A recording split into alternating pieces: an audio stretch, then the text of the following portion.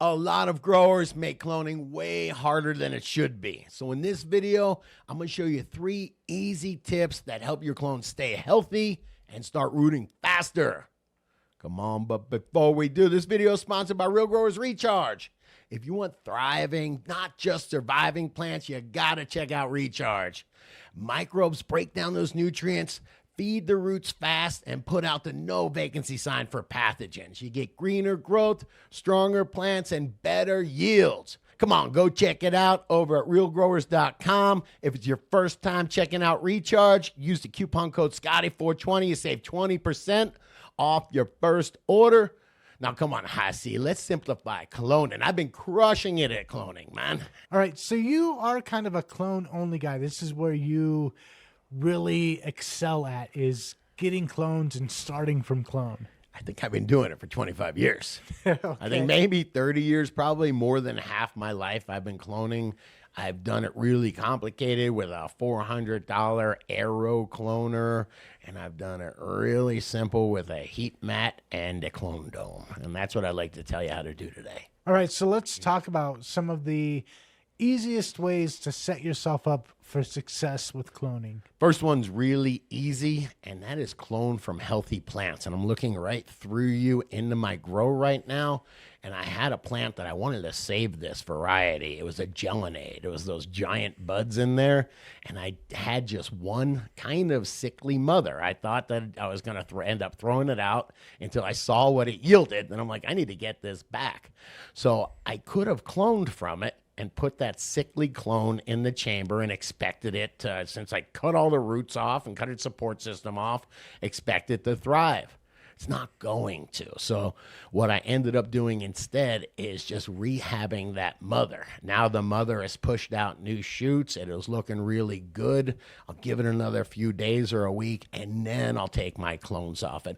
Only clone from a healthy plant. And if you have some kind of pathogen or disease, if you see that it's looking like you have tobacco mosaic virus because you're seeing that on your leaves, you can't go to a space that doesn't have it and clone that and expect it not, to be a healthy plant. It is going to take whatever pathogens are living in the vascular system of that plant, and you're just going to bring a new problem to a new plant. So start with a healthy mother. Mm-hmm. You also say start with a well-watered mother. What's your reason for that, and then what do you do? Because you want something really well hydrated. Don't forget, the next thing you're going to do is cut this off its root system. What do the roots do? They're providing the water, right? So now we've severed the root systems, and then we're asking the plant just to breathe off its foliage. That's stressful. And by the way, when you cut that root system, it's used to pulling up that nutrient from the roots. You sever that from the roots now. If that plant is still trying to pull stuff up, pull nutrient and water up, and there's no water, it pulls up an air bubble.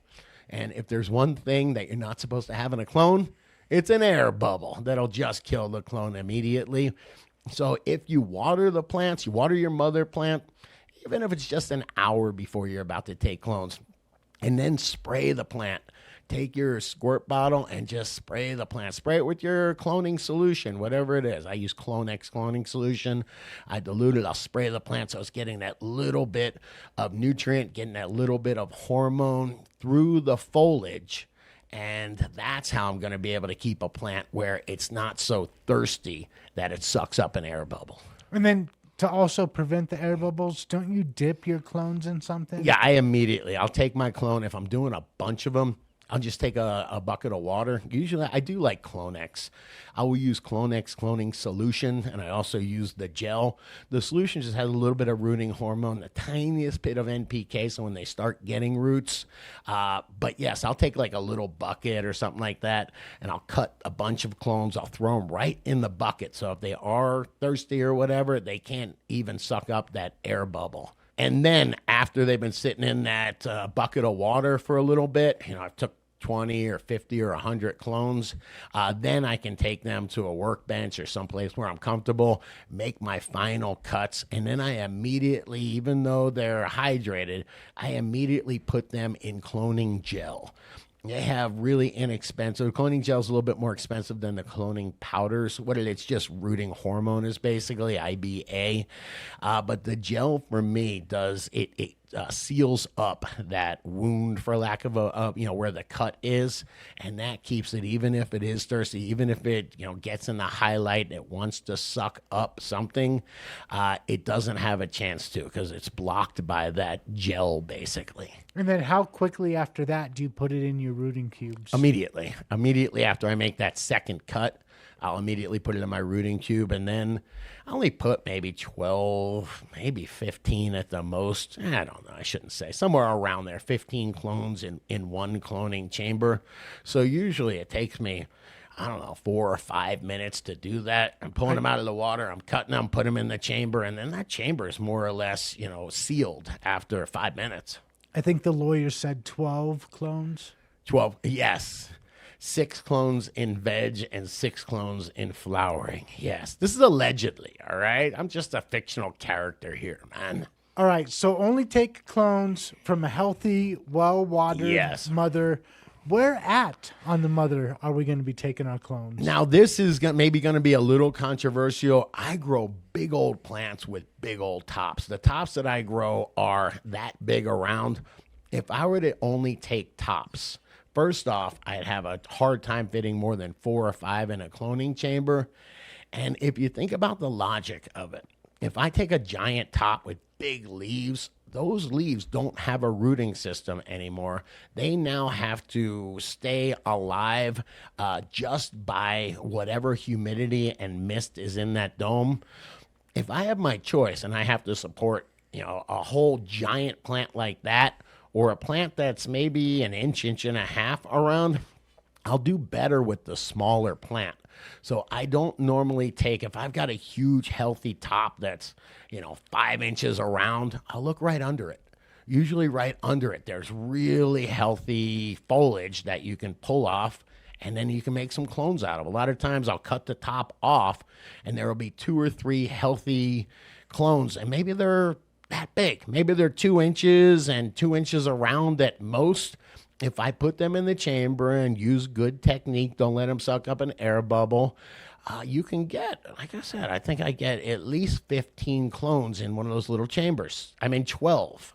6 and 6. And the reason this is confusing, it is a little counterintuitive. If you're going to clone, you think, let me get the healthiest top I can.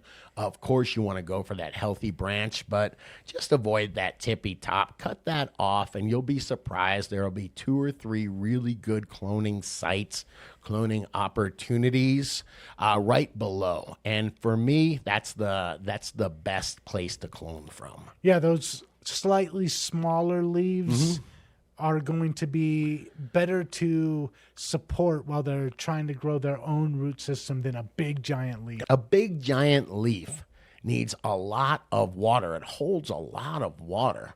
So to ask that leaf to be able, there's no root system, all of a sudden it's stuck where it goes, I have to breathe through my stomata.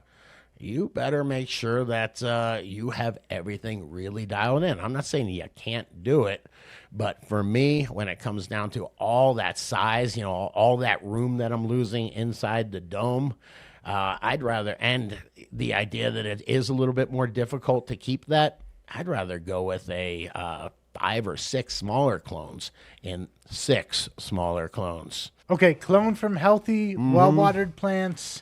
Take your clones from closer to the middle of the plant rather than the top. Yep. And what's your third tip setting up for success with cloning? I'm laughing because it probably took me 20 years out of the 25, 30 years I've been cloning to figure this out. Use a heat mat. Usually they call them seed sprouting mats. That's what got me for 20 years. All right. You could have called it a clone mat. But what you're doing is, and by the way, they have thermostats for these and all that stuff. I just have good luck plugging my seed mat. It's $10 right into the wall. It makes a decent amount, or it makes just a little bit of heat. It's just enough heat that if you put your cloning chamber on top, it will mist. If you put a little bit of water down in the ridges of that cloning chamber, you don't want your plants sitting in water, your cubes sitting in water. But if you just put a little bit of water down in those ridges, it will evaporate up, and now your clone dome is 100% humidity with humidity dripping off the sides. If it's not dripping off the sides of your clone dome, you're doing something wrong. You should have mist all over that. But heat mat is key for that. And I've noticed just having a good light above the clone dome or inside the clone dome will cause a little bit of that mist, but having that heat mat under the clone dome. And then roots love heat, or at least a little bit of heat. So now, your room might be 80 degrees or something, 78 degrees if you're doing it inside your grow. And now you've got that little bit of heat. So it warms those clones up to where inside they're in the 80s. It's like Florida in the summertime, super humid. And those plants love to root. You'll see once you get the environment right, these things love to root. Thank God cannabis is a plant that wants to grow. While we're talking about watering, I got one last really good tip, and this will be a shameless plug for recharge. I always soak my cubes in just the tiniest amount of recharge, half the label rate. The idea is I'm not trying to do anything other than populate that cube with beneficial bacteria. So if there's pathogens on that cube, maybe those cubes have been sitting out in my garage for a little bit, who knows what's on them. If there's just a few pathogens that want to take hold, they can't because they're soaked. There's billions and billions of microbes, beneficial microbes, just really taking up space in that cube.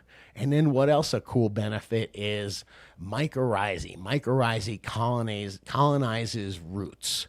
As soon as those roots come out, those little nubs, and then a root comes out, it is in an environment where it is loaded with mycorrhizae. The mycorrhizae inoculates. It becomes part of that root. And then as the root tip grows, the mycorrhizae grows along with it. You really don't have to. That's why mycorrhizae is one of those things. If you get it on early, maybe a few more treatments, specifically mycorrhizae, but it lasts. It is growing inside that plant root. And it's also hard when you have a giant population of roots to put that mycorrhizae on and expect it to grow into it. You're better letting it grow with the root. So I like to get a little bit of recharge on there right in the beginning, right when I soak my cubes. And man, it might be one of those contributing factors that gives me such good results. Hey, but those are just my 3 tips for growing stronger clones and getting faster roots. But that is just my 2 cents. What about you? What is your best cloning tip? Come on, leave it in the comments. And if you like this video, hit the like button, hit the subscribe button, share this video with another grower you know. And come on, most importantly, check out the other couple of videos YouTube's recommended. We think you'll dig them.